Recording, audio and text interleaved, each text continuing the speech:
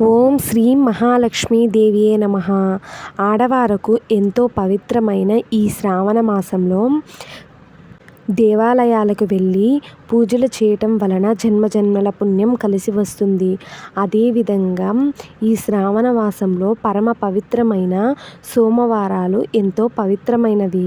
ఈ సోమవారాలు రోజున శివునిని పూజించడం వలన ఎంతో ప్రీతికరమైనదిగా చెప్పవచ్చు. సోమవారం రోజున శివునికి పూజ ఎంతో గొప్ప అనుభవాన్ని ఇస్తుంది. ఇంట్లో ఆర్థిక పరంగా బాలేని వారు, అలాగే ఆరోగ్యపరంగా బాలేని వారు శివలింగాన్ని తేనెతో అభిషేకించాలి.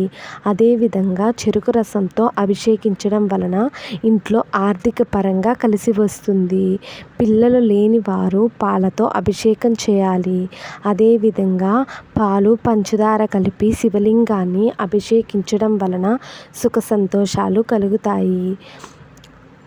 పిల్లలు లేని వారు ఈ శ్రావణ మాసంలో పేదవారికి దాన ధర్మాలు చేయడం వలన సుఖ సంతోషాలు కలుగుతాయని మన శివపురాణంలో చెప్పబడింది. ప్రతి ఒక్కరూ ఈ శ్రావణ మాసంలో సోమవారం రోజు శివుడిని పూజించడం లేదా అభిషేకించడం తప్పకుండా చేయండి.